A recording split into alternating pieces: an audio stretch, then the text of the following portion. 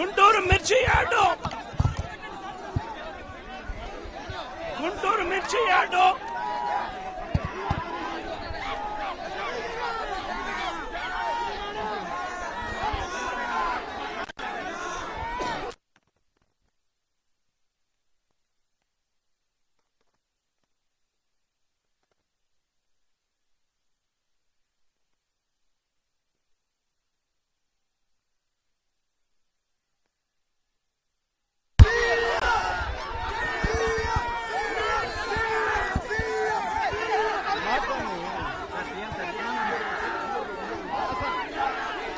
గుంటూరు మిర్చి యార్డు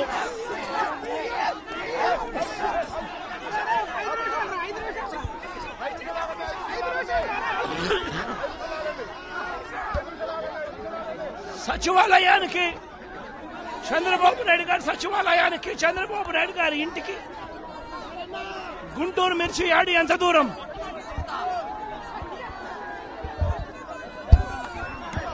సచివాలయానికి తన సచివాలయానికి కూతవేటు దూరంలో ఉన్న గుంటూరు మిర్చి యార్డులో రైతులు పడతా ఉన్న అవస్థలు చంద్రబాబు నాయుడు గారికి అర్థం కావడం లేదు. చంద్రబాబు నాయుడు గారికి రైతుల కష్టాలు కనిపించినా కూడా చంద్రబాబు నాయుడు గారి కళ్ళు మూసుకొని రైతులను కష్టాల పాలు చేస్తా ఉన్నాడు. ఈరోజు ఇదే గుంటూరు మిర్చి యార్డులో రైతులు పండించిన మిర్చి పంటకు కనీసం 10-11 వేల రూపాయల డబ్బులు కూడా రావడం లేదు. రైతులు కష్టపడి తాము పండించిన పంటను అమ్ముకోలేని పరిస్థితిలో రైతులు ఈరోజు ఉన్నారు. రైతులకు ఈరోజు ఒకవైపు తెగుళ్ల వల్ల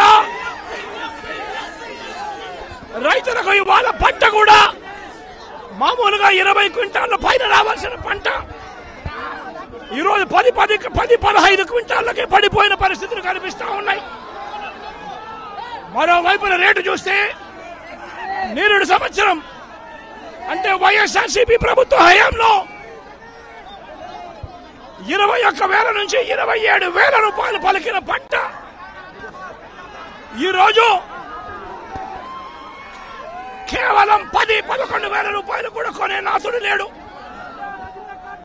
రైతులకు పెట్టుబడి ఖర్చులు కనీసం 1,50,000 రూపాయల నుంచి 2 లక్షల రూపాయలు ఖర్చు అవుతా ఉంది. అమ్ముకోలేని పరిస్థితిలో, రేటు లేని పరిస్థితిలో, ఒకవైపున పంట తెగుళ్ల వల్ల పంట ఈల్డ్ కూడా తగ్గిన పరిస్థితుల్లో రైతు ఈరోజు బ్రతకడానికి కష్టపడతా ఉన్న పరిస్థితి. ఇదే గుంటూరు మిర్చి యార్డులో మిర్చి పంట వేసిన రైతుల పరిస్థితి ఇది. రాష్ట్ర వ్యాప్తంగా ఏ పంట తీసుకున్నా కూడా కందులు గాని, మినుము గాని, పెసరు గాని, టమాటో గాని, పత్తి గాని, ఇలా ఏ పంట తీసుకున్నా కూడా రైతులకు గిట్టుబాటు ధరలు రాని పరిస్థితి ఈ రోజు ఈ రాష్ట్రంలో కనిపిస్తా ఉంది. మరోవైపున చూస్తే చంద్రబాబు నాయుడు గారు రైతులను దళారీలకు అమ్మేసిన పరిస్థితి కనిపిస్తా ఉంది. ఈరోజు వైఎస్ఆర్సీపీ ప్రభుత్వ హయాంలో రైతు జీవితంలో వెలుగులు చూడడానికి ప్రవేశపెట్టిన సంస్కరణలన్నీ కూడా ఈరోజు అన్ని కూడా కనపడకుండా పోయే పరిస్థితిలోకి వచ్చాయి. ఈరోజు గ్రామాలలో ఆర్బీకే వ్యవస్థ ఈరోజు గ్రామాలలో నిర్వీర్యమైపోయిన పరిస్థితి. ఈ క్రాప్ వ్యవస్థ నిర్వీర్యమైపోయిన పరిస్థితి. ఈరోజు గ్రామాలలో రైతులను చేయి పట్టుకొని నడిపించే ఈ ఆర్బీకే వ్యవస్థ ద్వారా గతంలో పంటలు కొనుగోలు జరిగేటివి. ప్రతి రైతు కూడా ఈ క్రాప్ కింద రిజిస్టర్ చేసుకున్న ప్రతి రైతుకు కూడా గిట్టుబాటు ధరలు వచ్చే విధంగా ఆర్బీకేలో ఈ మాదిరిగా పోస్టర్లు కనిపించేటివి.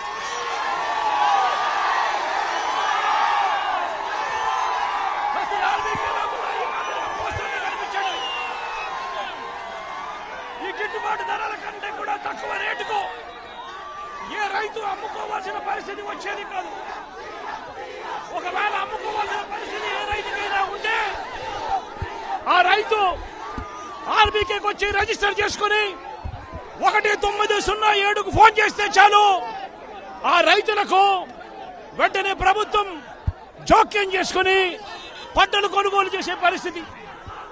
ఆ రోజుల్లో ధాన్యం ప్రొక్యూర్మెంట్ కు 65,000 కోట్ల రూపాయలు ఖర్చు చేసి ధాన్యం కొనుగోలు రాష్ట్ర ప్రభుత్వం రైతులకు గిట్టుబాటు ధర ఇప్పించే కార్యక్రమం చేస్తే ఈ రోజు ధాన్యం కొనుగోలులో ఏ రైతుకు కూడా కనీస ధర రాలేదు. ప్రతి ఇతర పంటల కొనుగోలుకు వైఎస్ఆర్సీపీ ప్రభుత్వ హయాంలో 7,000 కోట్ల రూపాయల పైచీలకు ఇతర పంటల కొనుగోళ్ల కోసం ఖర్చు చేసి ప్రతి రైతును కూడా ఆదుకున్న పరిస్థితి మా ప్రభుత్వంలో ఉంటే ఈ రోజు రైతులకు గిట్టుబాటు ధర ఇప్పించాలన్న ఆలోచన లేదు. ఆర్బీకేల ద్వారా కొనుగోలు చేయాలి అన్న ఆలోచన లేదు. ఒక నంబర్ ఫోన్ కొడితే చాలు ప్రభుత్వం స్పందిస్తుందన్న నమ్మకం ఈ రోజు రైతుల్లో కూడా కరువైపోయిన పరిస్థితులు ఈ రోజు రాష్ట్రంలో కనిపిస్తా ఉన్న పరిస్థితులు.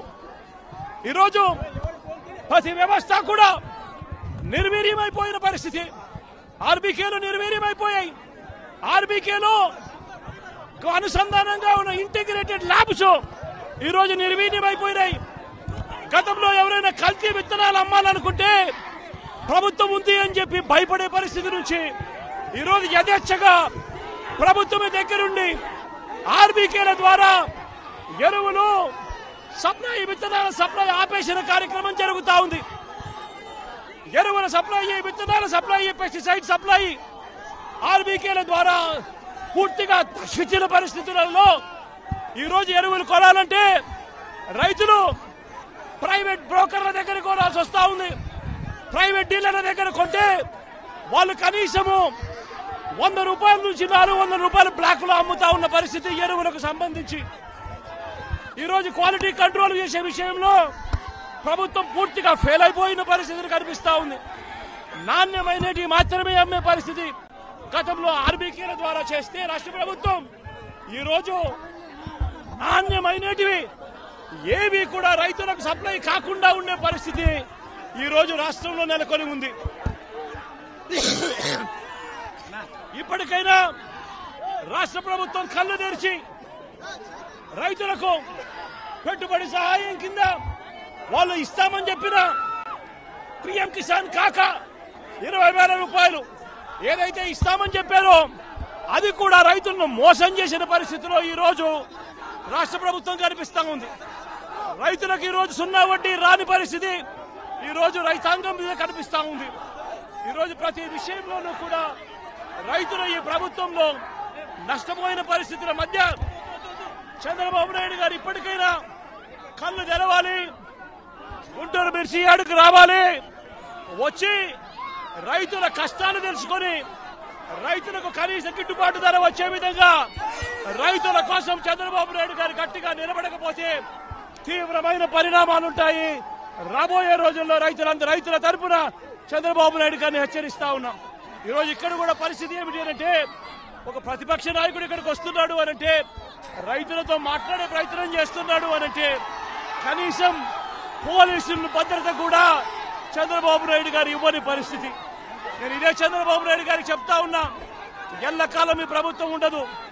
రేపొద్దున ప్రతిపక్షంలో మీరు కూర్చున్నప్పుడు ఇదే మాదిరిగా పోలీసు భద్రత మేము తీసేస్తే ఎలా ఉంటుందో ఒక్కసారి ఆలోచన చేసుకో చంద్రబాబు. నువ్వు చేస్తా ఉన్నది కరెక్టా కాదా అన్నది కూడా ఒకసారి ఆలోచన చేసుకోమని చంద్రబాబు నాయుడు గారికి ఈ సందర్భంగా గట్టిగా చెప్తా ఉన్నాం, విజ్ఞప్తి చేస్తూ.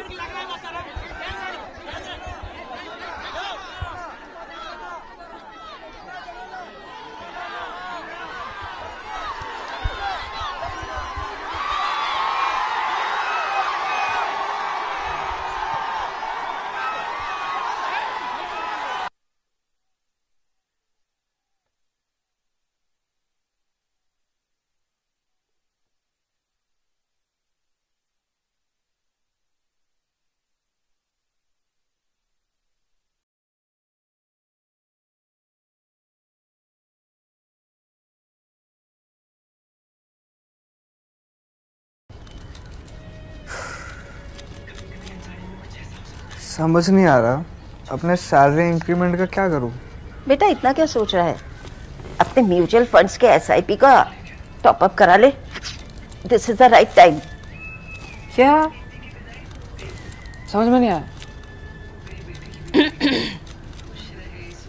बेटा इतना क्या सोच रहा है, अपने म्यूचुअल फंड्स का एसआईपी टॉप अप करा ले। This is the right time. अब समझा।